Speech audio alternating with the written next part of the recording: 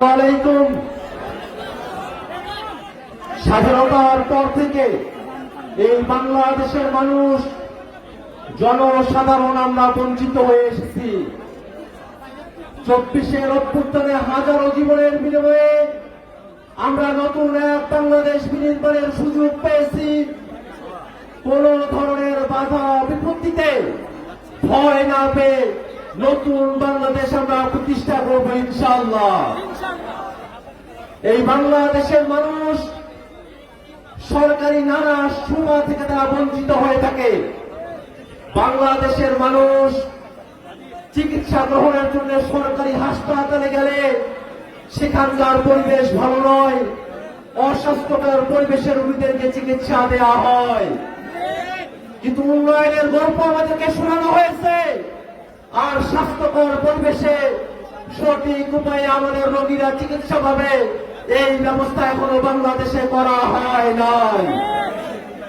বাংলাদেশের শিক্ষার্থীরা গরিব ঘর থেকে যারা উঠে আসে তারা অনেক ক্ষেত্রে ভার্সিটি পরীক্ষাগুলো দেওয়ার সময়টাতেই টাকা পয়সার অভাবে ভার্সিটির ভর্তি পরীক্ষাতেই বসতে পারে না।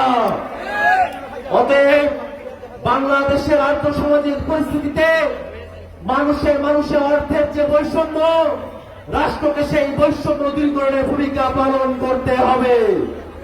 ভাইরা আমার, বাংলাদেশের থানাগুলোতে দুর্বল মানুষেরা যদি কোনো মামলা নিয়ে যায়, পুলিশেরা সেই মামলাটা নিতে চায় না।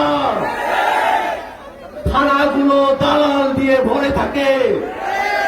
বাংলাদেশের থানাগুলো, বাংলাদেশের সরকারি অফিসগুলো দালাল মুক্ত করতে পারাটাই আমাদের রাজনীতি।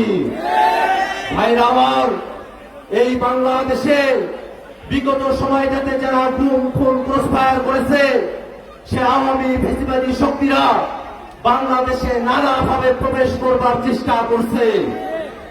আমরা এই সুনামগঞ্জের মাটি থেকে স্পষ্ট করে জানান দিতে চাই, বাংলাদেশের ফ্যাসিবাদ বিরোধী মানুষেরা যতক্ষণ পর্যন্ত আমরা জীবিত আছি ততক্ষণ পর্যন্ত আওয়ামী সেবাদাসদেরকে বাংলাদেশে আমরা আসতে দেব না। বাংলাদেশের সরকার, অন্তর্বর্তীকালীন সরকার, পরবর্তীতে যে কোনো সরকার গঠিত হবে, তারা ভুল বিভ্রান্তি করবে, আমরা তার সমালোচনা করব, ভুল ধরিয়ে দেব, কিন্তু ওই আওয়ামীদের ষড়যন্ত্রে আমরা পা দেব না। ভাইরা আমার, নতুন বাংলাদেশ গড়তে হলে বাংলাদেশের প্রতিষ্ঠানগুলোকে নতুন করে বিনির্মাণ করতে হবে। বাংলাদেশের সবথেকে বড় সংকট বাংলাদেশের রাষ্ট্রীয় প্রতিষ্ঠানগুলোতে দলীয় নিয়োগের সংকট। দলীয় নিয়োগ মুক্তভাবে, স্বাধীনভাবে, নিরপেক্ষভাবে বাংলাদেশের রাষ্ট্রীয় প্রতিষ্ঠানগুলোতে নিয়োগের বন্দোবস্ত আমাদেরকে প্রতিষ্ঠা করতে হবে। বাংলাদেশে অবকাঠামোগত উন্নয়নের কথা বলে হাজার হাজার লাখ লাখ কোটি টাকা বিদেশে পাচার করা হয়েছে। আমরা বাংলাদেশে এমন সিস্টেম দেখতে চাই, কোন চেয়ারম্যান, কোন মেম্বার, কোন প্রতিনিধি, সরকারের কোন কর্মচারী তারা যদি ছোট্ট কোন উন্নয়ন প্রকল্প হাতে নেয়, সেই উন্নয়ন প্রকল্পে কত টাকা ইট, বালি, সিমেন্ট ব্যবহার করা হলো তার পূর্ণাঙ্গ হিসাব বাংলাদেশের জনগণের কাছে উন্মোচন করতে হবে। বালিশকাণ্ডের বাংলাদেশ আমরা আর দেখতে চাই না। এই নতুন বাংলাদেশ করতে হলে ধর্ম, বর্ণ, বাংলাদেশের সকল মানুষকে বিভাজন ভুলে গিয়ে এক সম্প্রীতির মধ্যপন্থী রাজনীতি আমাদের প্রতিষ্ঠা করতে হবে।